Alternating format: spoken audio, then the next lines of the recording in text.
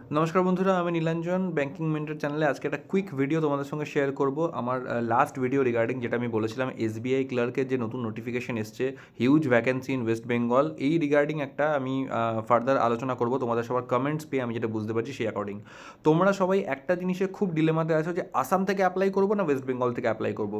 West বেঙ্গলের huge vacancy থাকা সত্ত্বেও তোমরা কোথাও একটা কনফিউশন ফেস করছো যে যদি ওয়েস্ট বেঙ্গলে কাট অফ হাই চলে যায়, যেমন একটা ট্রেন্ড থাকে ওয়েস্ট বেঙ্গলে কাট অফ হাই যাওয়ার।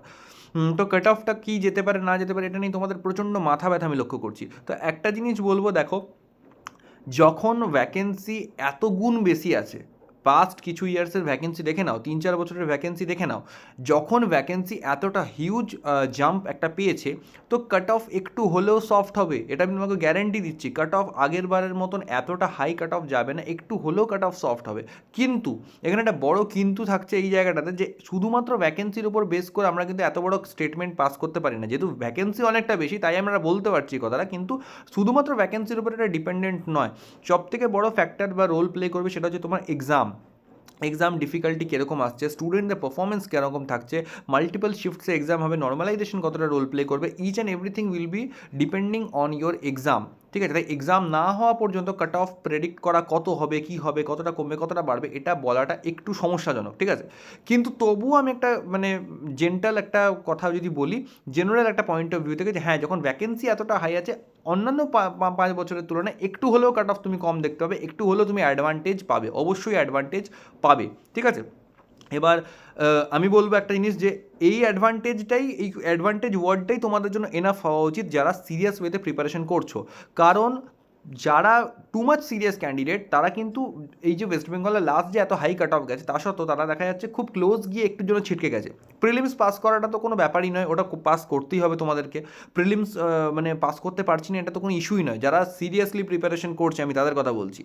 যারা এখনও সিরিয়াস নও তাদেরকে আমি বলবো সিরিয়াস হয়ে যাও, কারণ এরকম অপরচুনিটি কিন্তু সবসময় আসে না। তুমি যদি তৈরি না থাকো এই অপরচুনিটিগুলোর জন্য, অনেকেই আছে যারা নোটিফিকেশন আসা অবধি ওয়েট করে, যে নোটিফিকেশন আসুক তারপরে পড়া স্টার্ট করবো। It's too late bro, it's too late.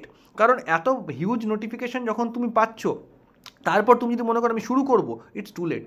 তোমাকে আগে থেকে তৈরি থাকতে হবে, অপরচুনিটি আসবে আর খপ করে আমি গ্র্যাব করে নেবো। এইটা হচ্ছে তোমার প্রিপারেশন হওয়া উচিত। ঠিক আছে, তো যেটা বলবো, যারা রেগুলার প্রিপারেশন করছে, একদম অন টপ নচ প্রিপারেশন আছে, তারা কিন্তু প্রিলিমসে খুব ভালো পারফর্ম করছে, প্রিলিমস কোয়ালিফাই করছে, মেন্সে হয়তো কিছু মার্কসের জন্য শর্টেজ চলে আসছে।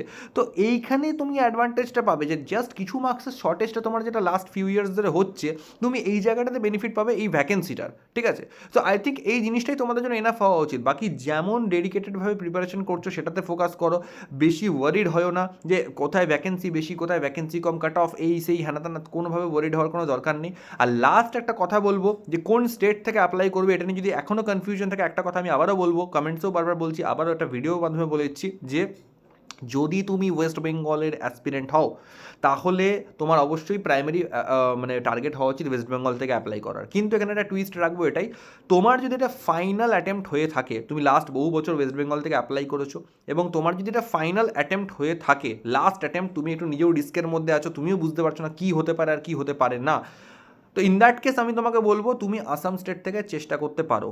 কারণ আসামে ন্যাচারালি ভ্যাকেন্সি আর 5টা বছরের তুলনায় সফট থাকে, কম থাকে। ঠিক আছে, তো তুমি একটা লাস্ট অ্যাটেম্প্ট তুমি এখান থেকে ট্রাই করতে পারো।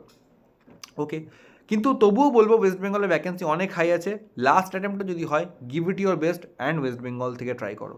ঠিক আছে, এবার এখানে আমি 2 রকম অপশনই রাখছি, এবার যেটা তোমাদের ঠিক মনে হয় আমি এটা পুরো তোমাদের উপর ছাড়লাম। যদি কনফিডেন্ট ফিল করো তাহলে করে ওয়েস্ট বেঙ্গল থেকে অ্যাপ্লাই করো, নিজেদের বেস্ট দাও, এটা ভাবো যা হবে দেখা যাবে। কারণ এই বছর কিন্তু ওয়েস্ট বেঙ্গলে হিউজ ভ্যাকেন্সি আছে, এটা একটা বিরাট বড় একটা আশাপ্রদ জায়গা। আমি এটা জোর দিয়েও বলতে পারছি না যে তোমরা আসাম থেকেই অ্যাপ্লাই করো, কারণ তখন এই আফসোসটা না থেকে যায় ওয়েস্ট বেঙ্গলের বড় ভ্যাকেন্সির জন্য একটা কাট অফে বিশাল ড্রপ দেখতে পাওয়া গেল, তখন একটা আফসোস না থেকে যায় যদি ওয়েস্ট বেঙ্গল থেকে অ্যাপ্লাই করতাম তাহলে এক্সামও হয়তো ক্লিয়ার হয়ে যেত, এবং হয়তো আমি ওয়েস্ট বেঙ্গলের নিজের স্টেটে জবটা পেয়ে যেতাম। কারণ বাইরের স্টেটে জব পেলে কিন্তু তোমাকে একটা মোস্ট অফ দ্য টাইম তোমাকে কিন্তু ওই স্টেটেই কাটাতে হবে। ইন্টার সার্কেল ট্রান্সফার এইসবের কিন্তু কোনো আশা আমি দেখতে পাই না, কারো মুখে আমি শুনতে পাই না এই সমস্ত অপরচুনিটির কথা এখন অন্তত। ঠিক আছে, আর যাদের এটা লাস্ট অ্যাটেম্প্ট নয়, এখনও মোটামুটি বয়স আছে 24, 25, 26-এর মতন, তোমাদের যারা বয়সে আছো বা তারও কম বয়সে যারা আছো, তাদেরকে তো আমি অবভিয়াসলি বলবো, যদি ওয়েস্ট বেঙ্গলের অ্যাসপিরেন্ট বা হও বা ওয়েস্ট বেঙ্গলের স্টুডেন্ট হও, তাহলে ডেফিনেটলি ওয়েস্ট বেঙ্গল থেকে অ্যাপ্লাই করো। কারণ এই অপরচুনিটি ভাই বছরে মানে 5-6 বছরে হয়তো একবার আসে বা নাও আসতে পারে। এই হিউজ অ্যামাউন্ট ভ্যাকেন্সি এটা আনএক্সপেক্টেড জিনিস, ইটস অ্যান অ্যানোমেলি, ঠিক আছে? তো এটার বেনিফিট নাও, এটার ফায়দা ওঠাও, বাকি নিজের বেস্ট প্রিপারেশন করো, বেস্ট দাও এবং এই অপরচুনিটির বেস্ট বেনিফিট কাজে লাগানোর চেষ্টা করো। এটুকুই বলার ছিল এই ভিডিওতে, বেশি কথা বলবো না। ভালো করে পড়াশোনা করো, যত ভিডিওস দেখবে তত কনফিউজড হবে, বারবার এই একই আলোচনার কোনো মানে হয় না। যেটা বলার বলেছি, এবার ফাইনাল কথা হবে এক্সাম হওয়ার পর। তো একটা বেস্ট ওয়েতে ফর্ম ফিল আপ করো, ঠান্ডা মাথায় কাজ করো, প্রিপারেশনের দিকে বেশি মনোযোগ দাও। এইসব নিয়ে যত মাথা ঘামাবে তত ব্রেন কনফিউজড হবে, প্রিপারেশন থেকে পিছিয়ে আসবে এবং তখন কিন্তু যতই কম কাট অফ যাক সেটাও পার করতে পারবে না। তাই আমি বলবো প্রিপারেশনে ফোকাসটা বেশি রাখো। All the best to you.